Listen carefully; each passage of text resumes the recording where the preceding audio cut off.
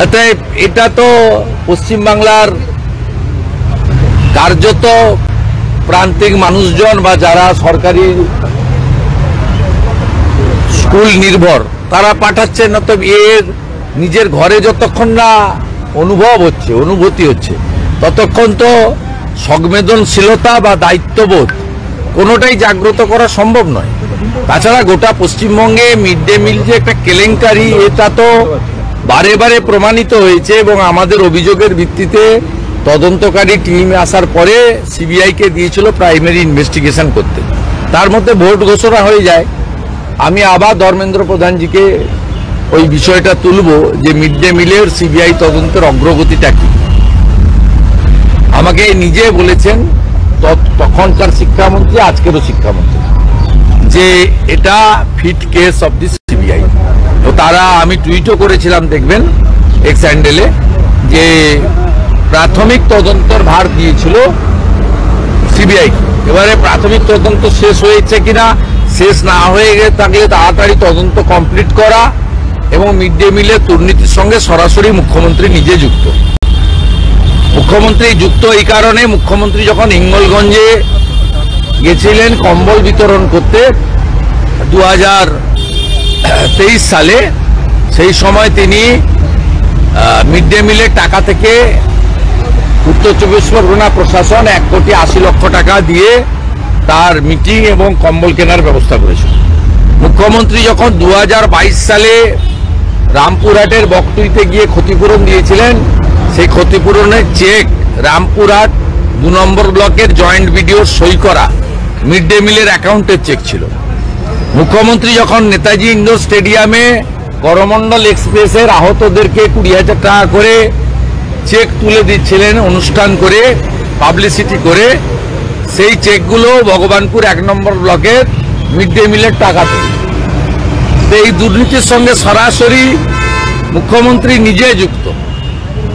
তাই আমি বিষয়টা তুলে ধরব। আজকে যে ঘটনার পরিপ্রেক্ষিতে এতগুলো কথা বললাম, আমি অনুরোধ করব মিড ডে মিলের যারা সরকারি আধিকারিকরা কন্ট্রোল করছেন বা শিক্ষক শিক্ষিকারা পরিচালনা করেন, দয়া করে একটু যত্নশীল হন।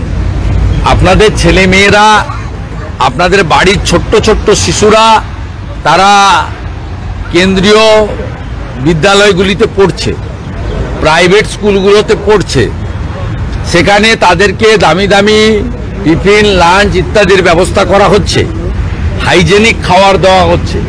দয়া করে এই ছেলে মেয়েগুলোকেও নিজের বাড়ির ছেলে হিসেবে মনে করে একটু দায়িত্বশীল হন।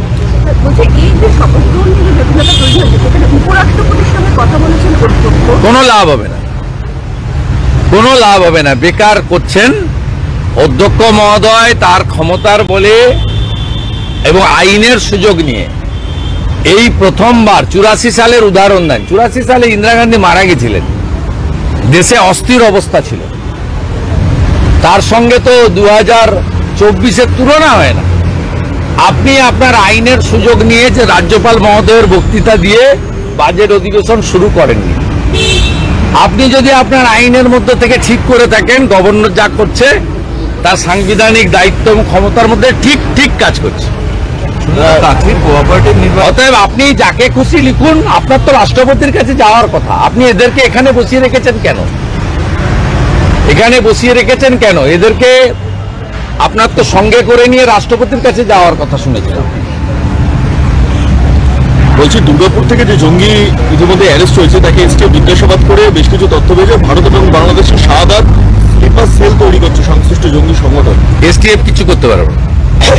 এসটিএফ যেটুকু এগোচ্ছে একটা নবান্ন থেকে ধমক খেয়ে থেমে যাবে। এটা এনআইএ কে দিতে হবে ফিট কেস। ইন্টারন্যাশনাল মডিউল কাজ করছে, it's a fit case for NIA. রাজ্য সরকারের উচিত রিকমেন্ডেশন করা এনআইএ কে দেওয়া। 6 বছর ধরে হাওড়া পুরসভার ভোট হচ্ছে এবং 15টা পুরসভা আছে যাদের দীর্ঘদিন ধরে ভোট ডিউ হয়ে রয়েছে এবং মুখ্যমন্ত্রী গতকাল খুব স্পষ্ট করে দিয়েছেন যে তিনি একসাথে ভোট করবেন, এক্ষুনি ভোটের পথে হাঁটবেন। তো উনি তো একটাই তো পোস্ট, বাকি সব ল্যাম্প পোস্ট। উনি ভোটও করবেন এবং এমন ইভিএম পাঠাবেন যেতে ভিভিপ্যাট নেই। ভিভিপ্যাট ভিভিপ্যাট ছাড়া ইভিএম যে ফ্রড, তা আমার কথা না, উচ্চতর আদালতের কথা। যে পেপার ট্রোল ছাড়া ইভিএম ফ্রড, এবং ফ্রড বলেই 22 সালে যে পুরসভাগুলো জিতেছিলেন, এবারে সব পুরসভা বিজেপি জিতেছে। কলকাতা পুরসভাতে 54টা ওয়ার্ডে বিজেপি লিড করেছে, এবং মুখ্যমন্ত্রী নিজে তার গরিষ্ঠ ওয়ার্ডে হেরেছেন, তার ভবানীপুর বিধানসভাতে 9টার মধ্যে 5টা কেন্দ্রে। স্বাভাবিকভাবে তিনি ছাপ্পা ভোট কখন দিতে পারবেন, কখন এসডিও ডিএমদের দিয়ে, পুলিশদের, আইসিদের দিয়ে ইভিএম বদলাতে পারবেন, সেদিন তিনি ভোট করবেন। এটা তো বলার কিছু নেই। একটা মুখ্যমন্ত্রী, মিউনিসিপ্যালিটির চেয়ারম্যান, ওসিআইসিদের ডেকে মিটিং করছেন, ভার্চুয়ালিও অ্যাকচুয়ালিও। এটা কি ওনার কাজ নাকি? এই যে ক্ষমতার বিকেন্দ্রীকরণ, তাহলে পৌরমন্ত্রী কেন, তাহলে পৌর সচিব কেন, তাহলে জেলা শাসক কেন, তাহলে এসডিওরা কেন, তাহলে পৌরসভাগুলোতে, কর্পোরেশনগুলোতে আইএস বসিয়েছেন কেন কমিশনার হিসেবে, ডাব্লিউবিসিএস দের বসিয়েছেন কেন চিফ এক্সিকিউটিভ অফিসার হিসেবে, প্রতিটা পৌরসভায় ইও হিসেবে এক্সিকিউটিভ অফিসার। আপনি আপনার নির্দেশ, আপনি মুখ্য সচিবকে, পৌর নগর উন্নয়ন সচিবকে, আপনার কলিগ জুনিয়র মিনিস্টারকে আপনি দেবেন। রাজ্যে 60টা ইম্পর্টেন্ট দপ্তর রয়েছে, 10.5 কোটি 11 কোটি জনগণ, ফেডারেল স্ট্রাকচারের কথা বলেন। আপনি ওসিআইসিদের ডেকে, চেয়ারম্যানদের ডেকে ধমকাচ্ছেন। এটা কি মুখ্যমন্ত্রীর কাজ নাকি? কমপ্লিটলি মিডিয়া ফোবিয়া এবং ব্যাখ্যার করে গেছে। এবং আপনার লোকরা যেভাবে নোটিশ ছাড়া করেছে, বেহালার লোকেদের চোখের জল, বিধাননগরের গরিব মানুষগুলোর চোখের জল, রামপুরহাটের হকারদের আর্তনাদ, বোলপুরে ওই দুটো বাচ্চা স্কুল থেকে ফিরে বাবার দোকানের সামনে বসে অজস্র কান্না। এই জলে, এই চোখের জলে আপনাকে ভেসে যেতে হবে।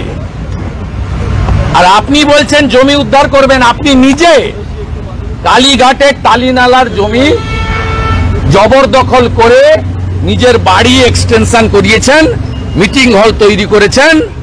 এখনই আমার সঙ্গে চলুন। 10 বছর আগে কালীঘাটের নালা কি ছিল, আজকে কি হয়েছে, চোখের সামনে দেখিয়ে দিতে পারি আমি। জবরদখলকারী যদি কেউ হয়, নালা ক্যানেল যদি কেউ বন্ধ করে থাকে, ইরিগেশন যদি বন্ধ করে থাকে, তার নাম মমতা ব্যানার্জি এবং তার পরিবার। আপনাকে দেখে সুজিত বোস ওখানে লেক টাউনে দত্তাবাদে নিকাশি বুঝিয়ে প্লট করে কোটি কোটি টাকায় জমিগুলো বেচেছে। তাই সুজিত চোর আর আপনি সাধু, এটা হতে পারে না। এক যাত্রায় পৃথক ফল হতে পারে। রায়গঞ্জের চিকিৎসকরা, রায়গঞ্জের চিকিৎসক নির্বাচনে কি আপনি লড়াই তো দীর্ঘদিন করতেন, এখন আর লড়াই তো করার বিষয় নেই? এটা আলোচনার বিষয় নয়, এটা প্রাইমারি সমবায় সমিতি নিয়ে আলোচনার জায়গা। আর ওখানে প্রতীক দিয়ে লড়াই হয় না। ওখানে তো জনগণ লোকসভা ভোটে বলে দিয়েছে পূর্ব মেদিনীপুর কার সঙ্গে আছে। অধিকারী মুক্ত করতে গেছিলেন পিসি আর ভাইপো, পিসি ভাইপো মুক্ত হয়েছে পূর্ব মেদিনীপুর।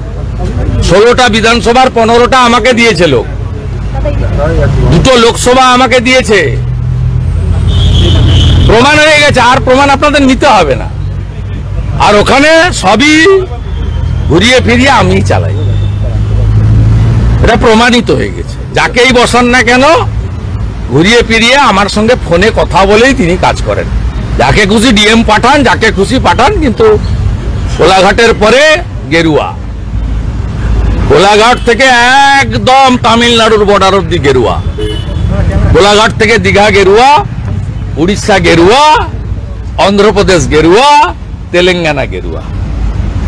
কোলাঘাটের পরে নেই, আমরা এবারে কোলাঘাটের পর থেকে এদিকটায় আসবো। কোলাঘাট পেরিয়ে গেলে জয় জগন্নাথ গেরুয়া। শুভেন্দু ভাই, রায়গঞ্জে চিকিৎসকরা এভাবে মার খাচ্ছে, চিকিৎসকরা কি শুধু মার খাওয়ার জন্য? 5 জন চিকিৎসককে মারা হয়েছে বিতরক। আজকে রায়গঞ্জের চিকিৎসকরা তারা বিক্ষোভ দেখাচ্ছেন রায়গঞ্জ মেডিকেল কলেজের ঘটনা। আপনি এই প্রশ্নটা শ্যামাপ্রসাদ ডক্টর এসপি দাসকে জিজ্ঞেস করুন। একটা আনঅথরাইজ পার্সন তিনি কন্ট্রোল করছেন স্বাস্থ্য দপ্তর। Doctor SP Das is controlling স্বাস্থ্য দপ্তর। আপনি নারায়ণ স্বরূপ নিগমকে জিজ্ঞেস করুন, চন্দ্রিমা ভট্টাচার্যকে জিজ্ঞেস করুন, ডাক্তার শান্তনু সেনকে জিজ্ঞেস করুন, ডাক্তার নির্মল মাঝিকে জিজ্ঞেস করুন। আপনারা জানেন না স্বাস্থ্য দপ্তরটা অ্যাকচুয়ালি কে চালায়। নিট পরীক্ষা রাজ্যের হাতে ফিরিয়ে দেওয়ার আবেদন করা হচ্ছে রাজ্যের পক্ষ থেকে। নিট পরীক্ষা রাজ্যের হাতে ফিরিয়ে দেওয়া হবে। পরীক্ষাটা রাজ্যের হাতে। উনি অনেক কিছু চেয়েছেন, ওই ন্যায় সংহিতা চালু করতে না বলেছিলেন, সোমবার দিন চালু হচ্ছে। উনি যা চাইবেন তাই হবে। 29টা লোক নিয়ে উনি যা চাইবেন তাই হবে। এনডিএর 300-র উপরে এমপি আছে। আজকে ডেপুটি স্পিকার উনি কে? দেশে তো অপ্রাসঙ্গিক। আর দেশের সরকার কথা বললে মেন অপোজিশনের সঙ্গে কথা বলবে, যারা 99টা সিট পেয়েছে। উনি তো জাতীয় স্তরে অপ্রাসঙ্গিক, ইরেলিভেন্ট। কিন্তু কদিন আগে প্রধানমন্ত্রীজিকে চিঠি লিখে বলেছেন ন্যায় সংহিতা বলে 3টে ক্লজ চালু করতে না বলেছেন। তারপরেই তো ভারত সরকার নির্দেশিকা জারি করেছে যে সোমবার থেকে এটা কার্যকর হবে। তো উনি বলে ফেললেই সব হবে। আপনার কলকাতার চ্যানেলগুলো এটাকে বিরাট ইম্পর্টেন্স দিতে পারে, জাতীয় স্তরে এটা ইরেলিভেন্ট। বলছি আজকে অবস্থানের তৃতীয় দিনে ডেপুটি স্পিকার এসে বসলেন অবস্থানে। সবই সম্ভব। আপনাদের ক্যামেরা ঢোকা বন্ধ ছিল বিজেপির প্রতিবাদের জন্য, আপনাদের ক্যামেরা এলাও। আমাদের দিদিরা, দিদি ভাইরা, তারাও সোমবার বসছে রোশনারা বিবির উপরে অত্যাচারের সিবিআই তদন্তের দাবি করে। আশা করি সেদিন এক যাত্রায় পৃথক ফল হবে না। মাননীয় অধ্যক্ষ দুটো চোখ খোলা রাখবেন, একটা চোখ অন্তত বন্ধ করবেন না। আর যদি সেটা হয় তাহলে কি হবে? হ্যাঁ, আর যদি সেটা হয়, সেটা যেমন হবে তেমন ব্যবস্থা হবে। তো কন্টিনিউয়াস প্রসেস। অধ্যক্ষকে জানিয়েছেন অবস্থানের ব্যাপারে? আমাদের চিফ হুইপ চিঠি পাঠিয়ে দিয়েছেন। তারপরে তো উনি এনাদের দিয়েছেন, আমাদেরও দেবেন। যেমন রাজভবনে উনি পেয়েছিলেন আপনার মহামান্য কলকাতা হাইকোর্ট আন্ডার কনসিডারেশন রেখেছেন। আমি হোপফুল যে আমাকে 1 ঘন্টা হলেও অ্যালাউ করবেন। আপনি বসবেন কবে? কোর্ট যেদিন বলবে, I am ready for it. আমার পূর্ণ আস্থা আছে। Thank you.